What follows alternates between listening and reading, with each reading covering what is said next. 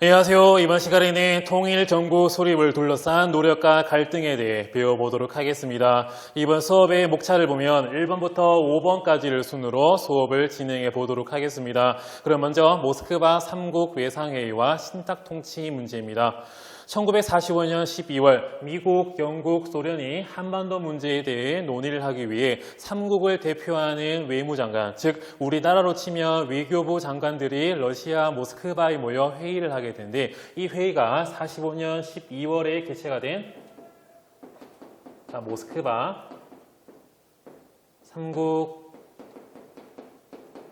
외상회의입니다. 여기서 외상은 외무장관이라고 할 수 있는데요. 이 모스크바 3국 외상회의는 같은 말로 모스크바 3상회의 또는 모스크바 3국 외무장관회의라고 부르기도 합니다.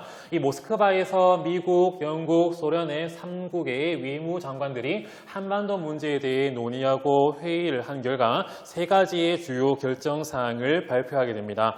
첫 번째는 정식은 아니지만 임시로 이 민주주의에 기반으로 한 정부를 수립하자. 그리고 또 이 임시민주정부 수립을 위해 미국과 소련이 중심이 되어 이들이 공동으로 회의체를 만드는 이 미소공동위원회, 이른바 미소공의의 조직이 결정되게 됩니다. 세 번째는 아직까지 한반도가 국가를 운영할 수 있는 능력이 부족하다라고 이들은 판단했기 때문에 미국, 영국, 중국, 소련 이 네 개국이 최대 5년간 믿을 신자에 맡길 탕자, 우리나라를 대신 통치해주는 이 신탁 통치의 결정이 나오게 됩니다.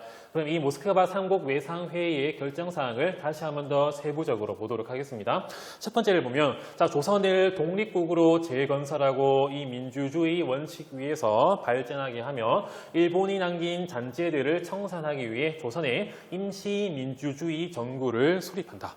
두 번째는 이러한 임시민주주의 정부 수립을 위해 남조선 미군 사령부 대표들과 북조선 소련군 사령부 대표들로 미소공동위원회를 조직한다. 세 번째, 이 미소공동위원회는 5년 이내를 기한으로 하는 조선에 대한 4개국 신탁통치 협약을 작성하는 것이다. 미소영중정부의 공동심의를 받아야 한다. 이러한 세 가지의 주요 결정사항이 나오게 됩니다. 자, 그러면 이 모스크바 3국 외상회의 이후에 우리 국내의 반응을 이어서 보도록 하겠습니다. 자, 일부 언론이 이 모스크바 3국 외상회의의 결정사항을 잘못 보도해버리면서 이 신탁통치 문제가 가장 크게 부각이 돼버려요. 잘못된 보도 내용을 보면 소련은 38도선 분할, 아예 우리나라를 나누겠다는 구실로 신탁 통치를 주장을 했고요. 미국은 즉각 독립, 우리나라의 즉각 독립을 요구했다. 이런 내용이 우리나라에 잘못 보도되게 되니까 우리 국내에서는 반탁, 신탁 통치에 반대하는 여론이 엄청 커지게 됩니다. 하지만 이후에 찬탁, 이런 신탁 통치를 찬성하는 입장도 생겨나게 되는데 그러면 반탁과 찬탁이 어떻게 나뉘어졌는가를 보도록 하겠습니다. 자, 먼저 신탁 통치에 반대하는 반탁 세력인데 이들 반탁 세력은 주요 우익 세력들이라 할 수 있어요. 자, 우익 세력에는 대표적으로 김구, 이승만이 중심이 되어 반탁을 전개했고요. 한국민주당도 여기에 참여를 했습니다. 자, 그러면 찬탁은 주요 이런 좌익 세력이 있는데요. 그러면 우익과 좌익, 왼쪽 날개와 오른쪽 날개의 차이점을 보도록 하겠습니다. 먼저 우익 세력은 민족주의 계열이 현대사회에 넘어온 사람들이라고 있습니다. 우리 민족의 자주성을 강조하는 사람이고요. 자, 그리고 또 개인의 자유를 강조했던 자유주의. 자, 그리고 또 사유재산의 자유, 또 사유재산의 가능성을 봤던 자본주의. 이런 사람들이 바로 우익 세력이라고 수 있는데 그럼 좌익 세력들은 개인의 자유보다는 사회를 우선시했던 사회주의. 개인의 사유재산보다는 공동의 재산을 추구했던 공산주의, 이러한 이데올로기를 지향했던 사람들이 바로 좌익이라고 할 수 있습니다. 자, 그럼 반탁을 전개했던 우익 세력들은 특히 김구와 같은 민족주의자들은 이 신탁 통치를 식민 지배의 연장으로 간주하게 되면서 절대 안 된다고 하는 반탁을 전개하게 되고요. 자, 그리고 또 좌익과 우익에 상대적으로 덜 치우쳤던 가운데 이 중도 세력은 반탁을 전개했지만 임시민주정부 수립을 위해 이런 미소공동위원회는 협조하자라고 말을 했습니다. 그리고 찬탁을 했던 좌익에는 박헌영과 그가 이끌었던 조선공산당 등이 있었는데요.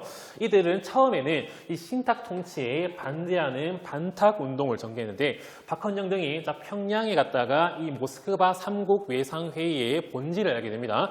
신탁 통치보다는 우리나라의 임시민주정부 수립을 한 다음에 우리나라의 정식 정부를 수립하겠다는 게 이 모스크바 3국 외상회의의 본질을 알았기 때문에 이후에는 회의 결정 사항을 총체적으로 지지하는 찬탁으로 방향을 바꾸게 되는 우리나라의 국내 여론이었습니다.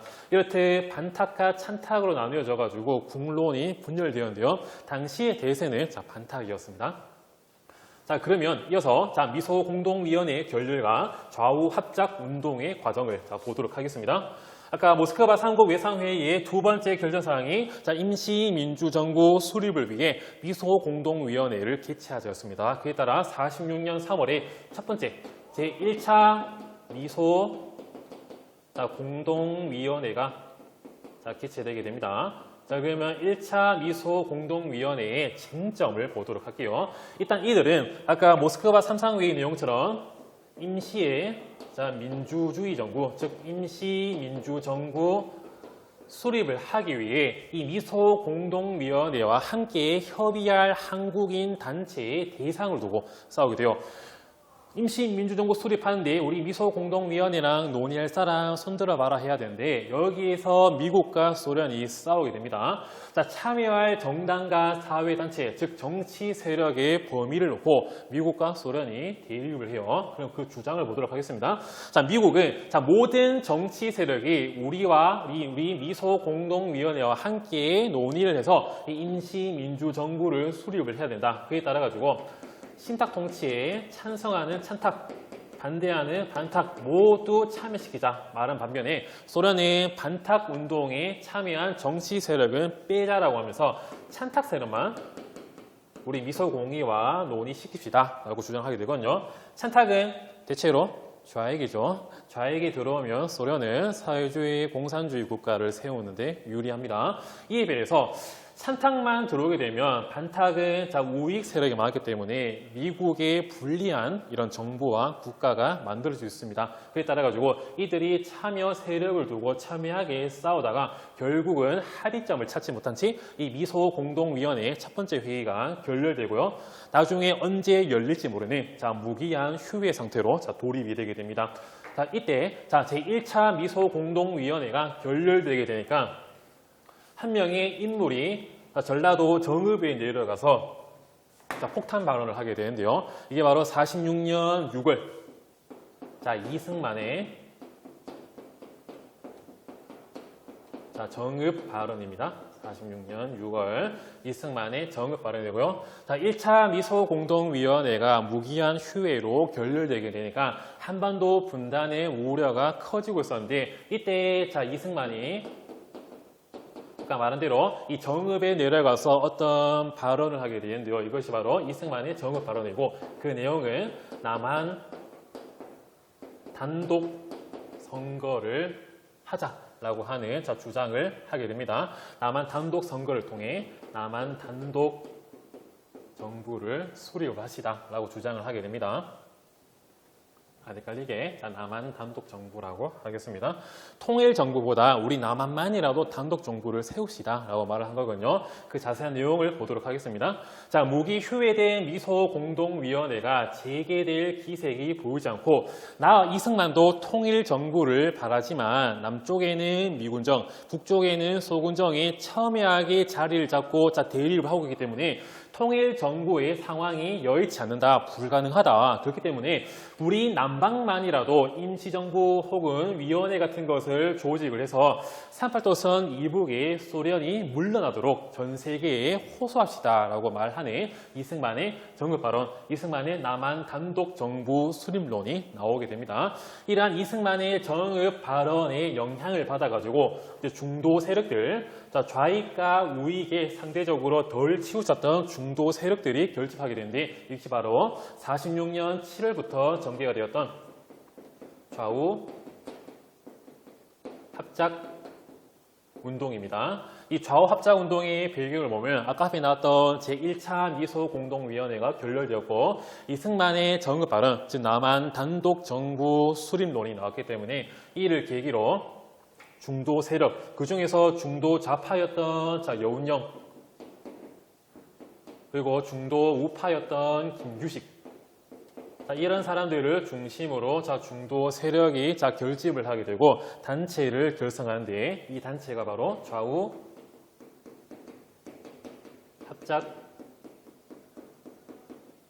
합작위원회입니다. 이 좌우합작위원회는 46년 10월에 자기들의 정신을 담은 7개의 원칙을 발표하는데요. 이것이 바로 좌우합작 실현칙입니다.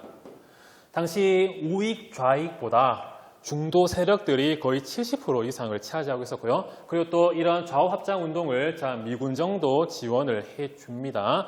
이승만의 남한 단독 정부가 수립이 돼버리면 미군정은 통일 정부를 바랬는데 이것이 불가능하거든요. 그에 따라서 당시 70%가 넘었던 이런 중도 세력을 포함을 해서 민주주의 정부 수립을 하면 우리 미국에게 유리한 정부와 국가 형태가 나오지 않을까라고 해서 이들 중도 세력들 이런 좌우합작 운동을 지원하게 됩니다. 자, 그러면 이 좌우합작 7원칙의 주요 내용들을 보도록 하겠습니다. 46년 10월에 발표가 되었습니다. 자, 모스크바 3국 외상회의 결정에 따라 남북을 통한 좌우합작으로 민주주의 임시정부를 수립하자. 미소공동위원회 속개를 요청하는 성명을 발표한다. 토지는 몰수하거나 조건에 따라 몰수하거나 사들이는 매수하여 농민에게 무상으로 대가 없이 분배하고 중요 산업 국유화 지방자치제를 확립하자.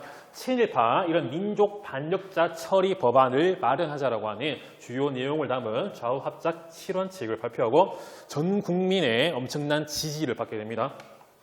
이러한 지지 속에서 이 좌우합작 7원칙이 발표되게 되니까 또 이것이 엄청난 쟁점을 이끌어냈던 결과가 나오게 되거든요. 토지개혁과 친일파 처리 등의 주요 쟁점들이 나오게 됩니다.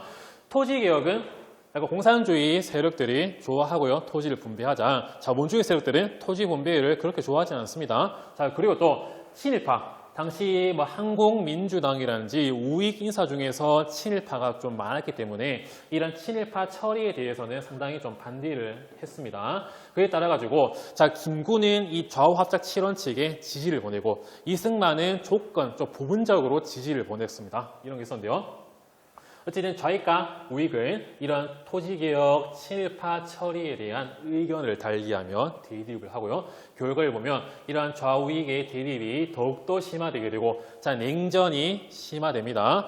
트루먼 대통령이 트루먼 독트린을 발표함에 따라 냉전이 본격적으로 시작이 되게 되는데요. 이에 따라 가지고 더 이상 미국도 생각을 하는 겁니다. 한반도의 통일 정부 수립은 불가능하다. 그에 따라 가지고 남한만이라도 자본주의와 자유주의 국가를 세워야 된다는 생각하에 이승만의 남한 단독 정부론을 지지하게 되면서 중도 세력에 대한 지원을 끊어버립니다. 그리고 또 이러한 좌우합작 운동을 이끌던 몽양 여운형이 47년에 암살을 당하게 됨으로써 결국 좌우합작위원회 활동이 47년도에 중단되게 됩니다. 자, 그럼 이어서 국제연합, 즉 유엔의 남한 단독 선거 결정을 보도록 하겠습니다. 47년 11월에 국제연합, 쌤은 줄여서 유엔이라고 하겠습니다. 유엔의 커다란 회의인 유엔 총회가 개최가 되게 됩니다. 그 배경을 보면 47년 5월에 무기한 휴회되었던 이 미소공동위원회의 두 번째 제2차 미소공동위원회가 극적으로 다시 개최가 되었습니다. 하지만 두 번째 열린 제2차 미소공동위원회도 참여 정치 세력과 단체 범위를 두고 미국과 소련이 다시 이견을 좁히지 못하고 결렬을 해버립니다. 그에 따라 가지고 미국이 더 이상 이 미소공동위원회에서 한반도 문제 결정 못한다. 그에 따라 이 문제를 더욱더 큰 국제단체였던 국제연합에다가 넘기자라고 결정을 하거든요. 소련은 여기에 대해서 반대를 하기도 했습니다. 그러면 유엔 총회에서 여러 가지 세계의 문제를 다루다가 우리 한반도 안건이 올랐을 때 결정을 내리게 되는데 그 결정 내용을 보도록 하겠습니다. 인구 비례에 따라 가지고 인구가 많고 적음에 따라 따라 남북한 총선거, 즉 국회의원을 뽑는 총선거 시행이 이 유엔 총회에서 결정이 되게 됩니다. 그에 따라 가지고 이러한 총선거 시행을 위해 선거를 진두지휘하고 관리 감독하는 유엔 한국 임시위원단을 우리나라에 파견하기로 결정하고 한반도에 보냅니다. 하지만 여기서 변수가 생겨버립니다. 소련과 북한이 이들의 입국, 북한으로 들어오는 것을 거부해버려요. 소련과 북한은 왜 이들의 입국을 거부했을까요? 바로 핵심은 인구 비례입니다.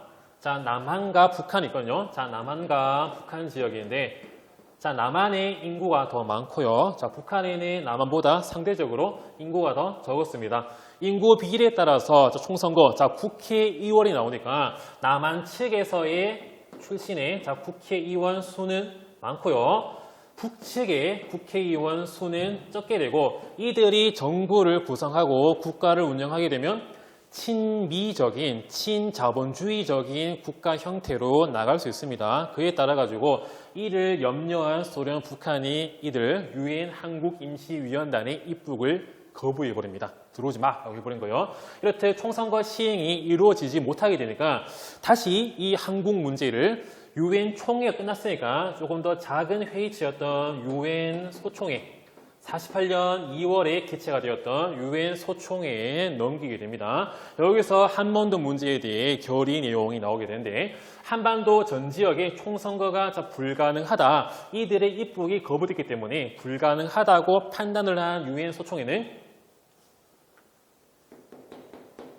선거 가능한 지역에서 총선거 시행을 땅땅땅 결정을 해버립니다. 자, 그러면 선거 가능한 지역은 어디였을까요? 북한은 이들이 못 들어왔기 때문에 우리 남한만의 단독 선거가 결정되게 됩니다. 이 말은 즉슨 남한 단독 선거의 뜻을 가지고 있습니다. 남한 단독 선거를 하면 남한 단독 정부가 수립이 되고 남북은 자동적으로 분단되게 됩니다. 어쨌든 이런 유엔 소총에 따라 가지고 선거 가능한 지역에서 총선거, 남한 단독 총선거, 즉 48년 5월 10일에 전개가 될 50총선거의 결정사항이 나오게 됩니다. 그에 따라 가지고 남북의 분단을 막으려고 했던 인물들의 노력이 나오게 됩니다. 네 번째, 남북 협상의 추진입니다. 자, 배경을 보면 유엔 소총회에서 남한만의 단독 총선거 결정으로 남북 분단이 거의 사실상 확정이 되었습니다.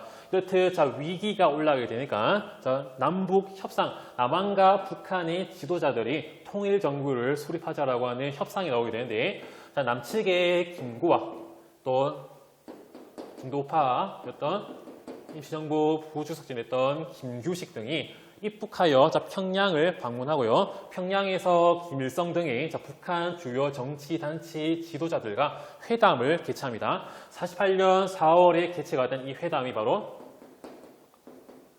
남북협상입니다. 이 남북협상에서 주요 결의안이 나오게 되는데 외국 군대, 미국, 소련 군대 철수하고 임시정부 수립하고 남한 단독선거 반대하는 등의 공동선언문을 발표합니다. 내용은 아주 좋지만 그 실효성은 없었습니다. 자, 결과를 볼게요. 이미 전 세계 국제적으로 남한만의 단독 선거가 확정됐기 때문에 이러한 남북 협상의 노력은 남한만의 단독 선거를 막을 수가 없었고요. 또 북한도 앞에서는 남북 협상을 하지만 뒤에서는 자기들도 자체 정부를 수립하려고 하는 그런 준비 사항이 진행이 되고 있었어요.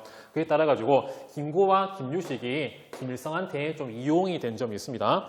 남한만의 단독 선거 진행이 결정나게 되니까 우리 북한은, 북한 김일성은 남측의 인사들과 이러한 통일 정부 수립을 위해 노력을 했는데 너희 남한이 먼저 단독 정부 수립을 했으니까 우리 북한은 어쩔 수 없이 북한만의 사회주의 정권을 세울 수밖에 없다라고 명분에 김구와 김규식이 이용된 면도 있습니다. 그에 따라 가지고 남북 협상은 실질적인 성과가 적었다라고 하시면 되겠습니다. 자, 그러면 남북 협상과 관련된 김구의 성명서를 보도록 하겠습니다. 유엔 소총에 따라 가지고 남한 단독 총선거 결정에 따라 이러한 성명서가 48년 2월에 발표되는데요.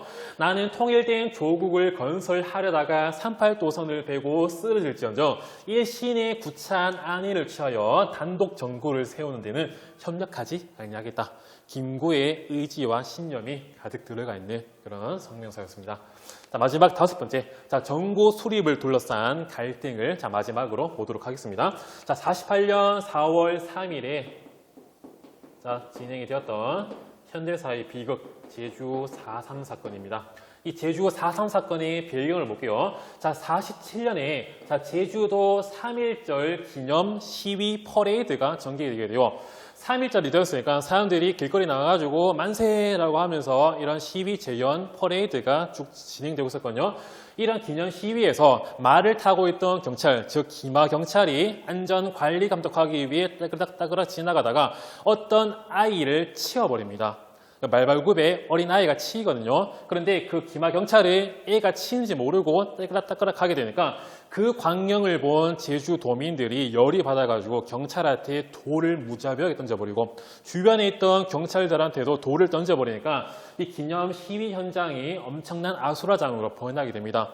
이때 경찰이 쫓기다 보니까 경찰서에 있던 다른 경찰들이 제주 도민들이 폭동을 일으켜가지고 우리 경찰서를 털러 오는가 생각을 해서 돌을 던진 이런 도민들에게 총을 쏴버립니다. 그에 따라가지고 경찰이 시민에게 발포를 한 결과 제주 도민 몇 명이 사망하게 되거든요. 돌을 던진 도민도 잘못을 했지만 거기에 대해서 총을 쏴버린 경찰도 서로 오해에서 엄청난 큰 경찰의 잘못이 생기게 됩니다. 이렇듯 제주 도민이 이러한 사건이 발생하게 되니까 파업을 하는 등 시위가 더욱더 확산되게 됩니다. 이런 확산된 시위를 미군정과 서북 청년회 같은 우익단체가 제주도로 들어와가지고 무력으로 엄청나게 진압을 해버려요. 이렇듯 3.1절 기념 시위, 이러한 진압 과정에서 제주 도민들이 미군정과 우익에 대한 반감이 커지게 됩니다. 이러한 반감을 이용해가지고 당시 좌익 세력들이 선동을 하고 미군정을 까고 한 등의 욕을 했었거든요. 그러다가 48년 4월 3일 남조선 노동당, 이른바 남로당 세력과 여기에 동조한 일부 제주 주민들이 무장봉기를 일으킵니다. 대체로 한 350여 명이 무장봉기를 일으켜서 제주도의 경찰서를 털고요. 또 우익 인사의 집에 쳐들어가가지고 경찰관과 일반 우익 민간인들이 살해당합니다. 이렇게 무장봉기가 일어난 사건을 48년 4월 3일부터 전개가 된 제주 4.3 사건입니다. 이런 제주 4.3 사건 무장 봉기가 벌어지게 되니까 당연히 군경과 우익 단체가 이를 진압한 뒤 대규모 진압 작전을 전개하다가 현대사 최악의 비극이 벌어지게 됩니다. 너무 많은 제주 도민들이 이 과정에서 학살당합니다. 2만 명이 넘는 주민들이 희생을 당해요. 당연히 국가 입장에서는 또한 미군정 입장에서는 국가를 운영하는 입장에서 경찰서가 털려가지고 경찰관들이 살해당하고 일반 민간인들이 살해당했으니까 이러한 무장봉기를 진압하는 게 당연합니다. 또 이들은 또 단독 선거를 반대했기 때문에 전 세계에서 정한 이런 결정사항을 지켜야 될 미군정의 의무가 있었거든요. 이들이 진압을 하는 건 당연하지만 이 과정에서 너무 무고한 도민들이 희생을 당했습니다. 이들이 무장봉기 치고 빠지고 하다가 산으로 도망가거나 어떤 마을을 지나가 버리거나 어떤 마을에 들어가 버렸어요. 우익단체, 서북청년단 이런 사람들은 누가 이들이 말했던 이른바 빨갱인지 아니면 순진한 민간인 제주도민인지 구분 못합니다. 그냥 이 마을에 빨갱이가 지나갔다, 빨갱이가 숨어있다는 명분으로 사람들을 다 불러가지고 다 학살해버립니다. 심지어는 너무 사람을 희롱하면서 비인륜적으로 사람을 죽이기도 했거든요. 엄청난 사람들의, 주민들의 학살과 희생이 벌어지게 됩니다. 제주도 한 마을에는 집집마다 제선날이 똑같습니다. 한 마을에 한 번에 학살나고요. 그 연말에 가면 그 다음날 제선날, 또 그 연말에 가면 그 다음날이 마을 공동의 제선날인 만큼 현대사 최악의 비극 제주 4.3 사건이었습니다. 최근까지도 요 실상이 조금 가려져 있었다가 2000년대 들어가서 정부의 공식 사과 등이 나오기도 했습니다. 자, 두 번째는 48년 10월 19일에 발생했던 전라도 여수 순천 10.19 사건입니다. 자, 배경을 보면 자, 제주 4.3 사건이 발발하게 되니까 미군정 등등은 이러한 무장 봉기를 진압하기 위해 자, 여수 주둔 군대를 제주에 파견하려고 했는데 이런 부대 내 좌익 세력들이 자, 무장 봉기를 일으켰는데 이게 바로 여수 순천 10.19 사건이라고 할 수 있습니다. 이들은 뭐 제주도 출동을 반대하고 통일 정부 수립을 주장한 등의 이런 무장 봉기를 일으켰는데 이들은 곧 진압이 되었고요. 일부 군인은 자, 지리산에 들어가 자, 6.25 전쟁까지 저항을 했고요. 그 앞에 쌤이 빠뜨렸는데 자, 제주 4.3 사건은 총선거 시행이 차질일 수 있습니다. 총선거 3개 선거구 중에 2곳은 못 열리고요. 2곳은 49년도에 총선이 열리고 제주 4.3 사건 여파는 6.25 전쟁이 끝난 54년도까지 쭉 그 아픔이 전개가 되었습니다. 자, 시간이 조금은 길어지겠지만, 자, 연표 정리를 하고, 자, 마무리해 보도록 하겠습니다. 자, 먼저, 자, 45년, 자, 12월입니다. 45년 12월에, 자, 모스크바, 자, 3국, 자, 외상회의가, 자, 개최가 되었고요. 이 모스크바 3국 외상회의에 따라가지고, 자, 46년 3월 달에 제1차, 첫 번째 1차 줄여서 미소공이라고 하겠습니다. 1차 미소공동위원회가 개최가 되었고요. 이것이 자 무기한 휴회로 자 결렬되게 되니까 자 46년 6월 달에 자 이승만이 자 정읍 발언을 하게 됩니다. 이승만의 정읍 발언에 따라 가지고 자 남한만의 단독 정부를 수립하자라고 하는 여론이 나오게 되고요. 이러한 이승만의 정읍 발언 또 1차 미소공동위원회에 결렬이 따라가지고 46년 7월에는 좌우 합작 운동이 전개되게 되고 좌우합작위원회가 조직이 되고 좌우합작 7원칙이 46년 10월에 발표되기도 했습니다. 자, 그러다가 자 47년 5월이 되면요. 47년 5월이 되면 두 번째 무기한 휴회되었던 제2차 미소공동위원회가 재개되었지만 다시 자 정치 세력 참여 단체를 범위를 놓고 이견을 좁히지 못해 또 결렬이 되게 되니까 47년 11월에 미국이 한반도 문제를 자 국제연합 즉 유엔 총회에다가 자 넘기게 되고 자 유엔 총회에서 남한만의 단독 선거 결정이 되게 됩니다. 이에 따라 가지고 유엔 한국임시위원단이 우리나라에 들어오려고 했는데 소련과 북한이 이들의 입국을 거부해 버리니까 48년 2월에 유엔 소총회에서 자 한국 문제가 자 논의가 된 결과 죄송합니다. 자 유엔 총회는 인구 비례에 따른 총선거 결정됐고요. 유엔 소총회에서 남한 단독 선거가 결정되었습니다. 일단 유엔 소총 결정되게 되고 48년 다시 4월에는 자 김구, 김규식 등이 자 남북 협상을 전개했고요. 남북 협상쯤에 제주 4.3 사건, 10월 달에는 여수 순천 10.19 사건이 전개되기도 했습니다. 자, 이번 시간에는 자, 통일 정부 수립을 위한 자, 노력과 갈등에 대해 배워봤습니다. 자, 다음 시간에는 자, 남한만의 단독 총선거, 즉 50 총선거를 통해서 우리나라의 자, 정부가 자, 수립이 되고 재헌국회가 어떻게 활동을 했는가를 배워보도록 하겠습니다. 이번 수업도 열심히 들어주셔서 감사합니다.